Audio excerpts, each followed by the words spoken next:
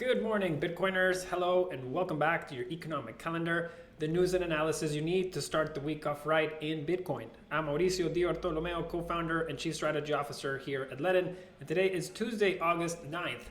As always, we have a jam-packed episode for you this week with lots of interesting information about Bitcoin for the week ahead. In today's issue, we're going to be talking about Coinbase's earnings report, which is on tap for this week. And we are also going to look at the July inflation reading, which is scheduled as well for this week, how those could impact Bitcoin prices. And we're also going to continue looking at Argentina and Nigeria. In those economies, as we know, inflation has been essentially throwing a wrecking ball to the economy, and citizens are rushing to digital assets to protect the value of their savings.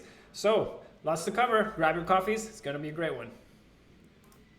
And starting as we usually do with Bitcoin, we see that last week Bitcoin held its ground after 2 weeks of ascent. And last week it basically dropped by 56 basis points, but closing at 23,177. We see that right now it is trading very close to that at $23,034. Looking at the week ahead will deliver the second quarter earnings report out of Coinbase, which is scheduled this week. Actually, later this evening, they will release their results. And we're also going to get the inflation reading in the US for the month of July.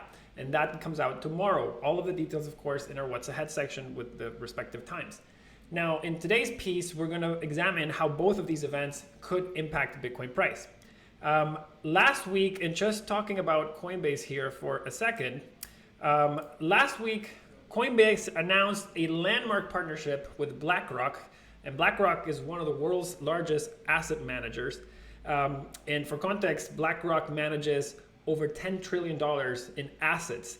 That is close to the entire market capitalization of gold, and that is more than 20 times the market capitalization of Bitcoin, which is roughly at around 450 million as at the time of this video. Now, it is very material because in light of the company's recent announcement and the stock's relative performance compared to the NASDAQ, the stock price could rally further if Coinbase posts strong results and positive guidance in this evening's report. Now, if this positive scenario plays out, this could act as a broader tailwind for digital asset prices, including Bitcoin. Now, even if the company's second quarter results miss the mark, investors could see it as a buying opportunity, preventing the stock from dropping by a large margin. And again, this is in light of this recent partnership with BlackRock and what it may mean for the company in the future, being that BlackRock has such a large pool of assets relative to the asset base that Coinbase can give its investors access to. So again, it's very material. If any of this actually comes to fruition, it could be a very big tailwind for digital assets in general. Now, full disclosure, Coinbase is an investor in Ledn, and so we just want to make that clear. Now, looking elsewhere in the space, the anticipation around the Ethereum merge continues to build. And last week, we spoke or reported on how the open interest for Ethereum options had surpassed the open interest for Bitcoin options for the first time in history. This week, we're going to examine the Ethereum futures markets and the potential implications that this merge could have on futures and derivatives around Ethereum. And so the chart that you have to the left or on your screen right now compares the ratio of spot traded volume and futures traded volume for the same asset, and it's comparing the same ratio for Bitcoin and Ethereum. Now, not surprisingly, we are seeing an increase in the futures and the demand for futures and interest and open interest in futures around Ethereum contracts, similar to what we reported last week was happening with options. This have not yet surpassed the Bitcoin futures open interest, but it is rising pretty fast. Now, by dividing the traded spot volumes for Bitcoin and Ethereum, so that by dividing the total traded spot volume of that asset by the aggregate traded futures volume of that asset, we get to the spot to futures ratio. And this is interesting because, as we've covered here, the derivatives markets and the futures markets in particular are markets where investors tend to use or tend to access to get a lot of leverage. So this could be a good indication of how much of the recent activity around these assets could be related to leverage.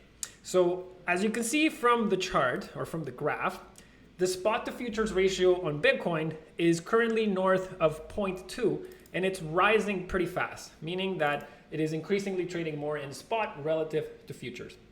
Whereas the same ratio for Ethereum is at 0.14 and dropping pretty fast. The lower the ratio, the higher the leverage. Therefore, we can infer that there has been more leverage activity relative to Bitcoin on Ethereum futures contracts than on Bitcoin futures recently. This is also consistent with rising speculative activity around Ethereum and the merge. Again, similar to what we reported around options, we're seeing a similar dynamic around futures.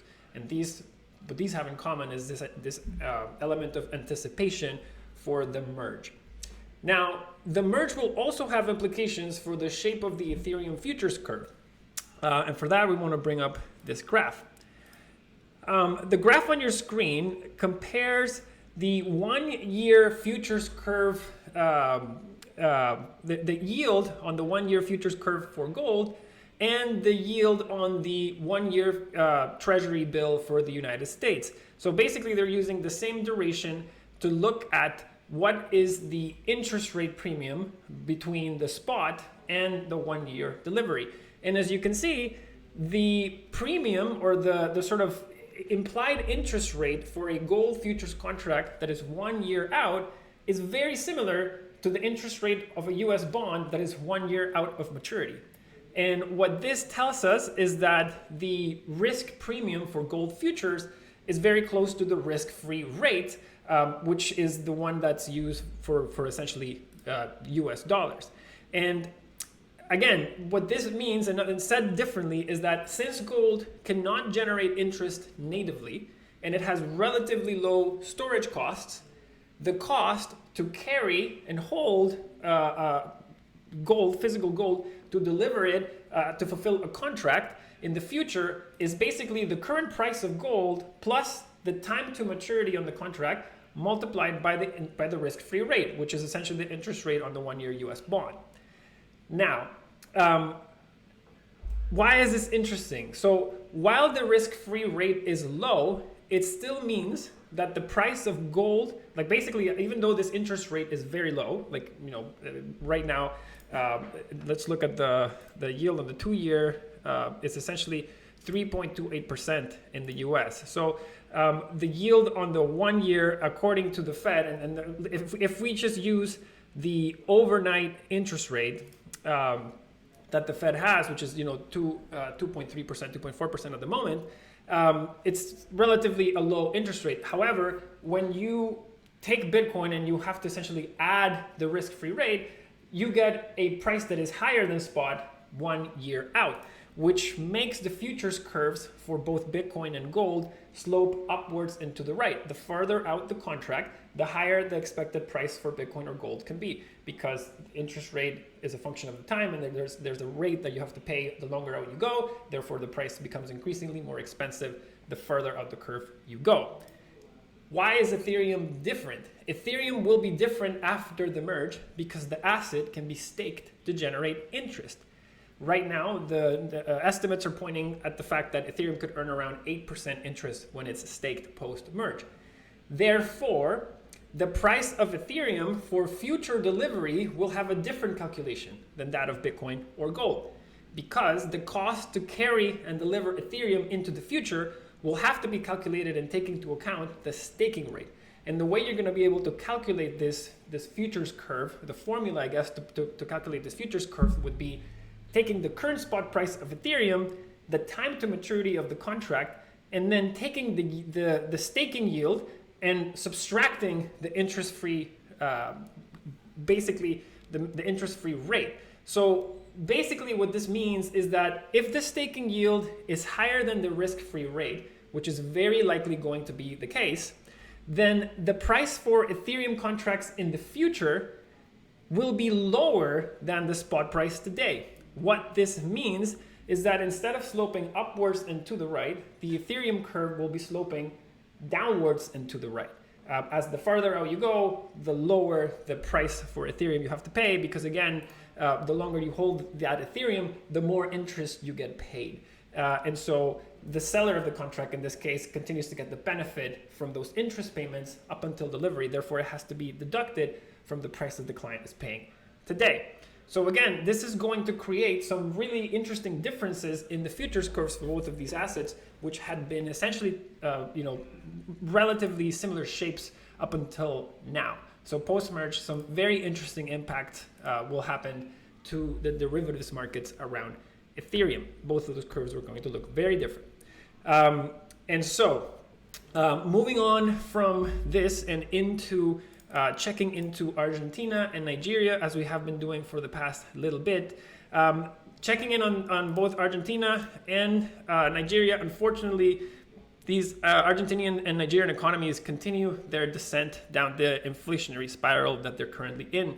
The headlines for last week were once again par for the course in what you would expect to see in these circumstances. As you can see here, Bloomberg reported that Argentina is running out of cash to stave off a material devaluation of their official exchange rate. As we've mentioned here, currently the gap between the official exchange rate and what you can actually exchange for in the street is upwards of 100%. So it's almost double what you have to pay to get a dollar in the real market. Then the government is basically subsidizing their dollars that they sell to their friends to the tune of 50%, which is hugely material for anyone getting, on the receiving end of this. Additionally, and again, just from this article here, it's basically Bloomberg reports that the bank is running out of reserves to fulfill the demand for US dollars that their people have. And what is adding to this challenge is the fact that many central banks in Latin America are not transparent around the reserves. This is especially true in Latin America, unfortunately. The latest estimates from economists suggest that Argentina has about $38 billion left in their reserves, with very little of it being in the form of liquid assets that could be used to defend their exchange rate. Further evidence of the collapse that we're seeing in Argentina is the headline that I'm about to share, which essentially states that in the month of July, Argentina's official inflation, and this is official data from their central bank, surpassed the official data from Venezuela in the month of July. Take this with a huge grain of salt, as both of these official numbers are hard to trust because they come from central banks that lack a lot of transparency. But just the fact that officially they are even admitting that it's higher than Venezuela is a big signal to the market. There has been no mainstream news regarding stablecoin volumes locally in Argentina this week or Bitcoin, but we'll continue to monitor and share. Switching gears to Nigeria, again, we are seeing, again, similar picture in Nigeria, as reported by this local newspaper, which is on your screen right now. Nigerians are starting to replace items in their shopping list with lower cost alternatives. Generally, people resort to substitution before having to cut back on consumption, but that will be the natural next step, especially anyone that's been through hyperinflation knows this. And the other article that came out last week was an article by Cointelegraph on your screen right now that shares or reports that nearly 17.36 million, or 52% of Nigerian crypto investors have allocated over half of their assets to cryptocurrencies. Nigerians have started using crypto as a viable alternative to store and transfer assets. Expect this line to be repeated in places like Argentina, Chile, and Colombia, etc. This week, we also get an inflation reading out of the US, which could impact Bitcoin markets, as we mentioned at the top. We're going to break down those details in our What's Ahead section next. And as always, we leave you with what's ahead for the week. The main events that could impact Bitcoin markets in the week ahead will be Coinbase's earnings reports later tonight and July's consumer price index reading or inflation reading in the United States, which comes out tomorrow. Now, before we get into the details of these announcements, we wanted to offer a clarification from our Chile commentary last week when we spoke about the draft of their potential new constitution. As our readers Marcelo and Jose Luis pointed out, the drafting of Chile's new constitution began in 2019 and was not spearheaded by the recently elected president. That's an important difference, and we wanted to highlight this to our readers. People in Chile, or Chileans, have been presented with the new constitution draft, and it will be voted on this or in the coming month of September. And we will continue to report on the progress of this constitutional election. Now, while the new constitution still has to be voted on, the new president's plans continue to make Chileans nervous. For that, we wanted to share this article on your screen right now. As per this recent article from Coindesk, which was last week, local crypto exchanges have seen a 50% increase in stablecoin transactions and users in countries like Chile, Argentina, Peru, and Colombia, which coincidentally are all countries that we've been talking about in this publication over the last 4 weeks. This is not a surprise, and we expect this trend to continue as emerging market currencies continue to come under pressure. Now that we have gotten this commentary out of the way, we can go into the details for these events. So again, this evening at 8 p.m. Eastern, we get earnings report out of Coinbase, who recently did this partnership with BlackRock. So look for any kind of interesting insights there to potentially move the markets. Tomorrow, Wednesday, 8:30 a.m. Eastern, we get the Consumer Price Index report for the month of July in the US. The expectation here is for inflation to be at 8.7%, which would imply a drop from June's 9.1 inflation reading. Look for markets to celebrate a number below 9.1 and for markets to essentially sell off if the number comes in hotter than 9.1. And then lastly, on Friday, we wrap up the week at 7 p.m. Eastern with Mary Daly, which is a Fed president. And of course, whenever the Fed speaks, it could potentially move markets, so we're always paying attention. With that, we have reached the end of today's show. Thank you so much for staying with us and listening. If you enjoyed the show, if you learned something, I welcome you to thumbs up it, like and subscribe to our channel, and share with your friends. If you don't yet have a Ledn account, I welcome you to check out Ledn.io and learn how you can start earning the best interest rates for your Bitcoin and USDC. We have the best interest rates on loans backed by your Bitcoin if you need liquidity and don't want to sell your stack. And our most recent product, the Bitcoin Mortgage, lets you buy a house as big as your stack. Thank you very much, everybody. Los quiero mucho, and see you next week.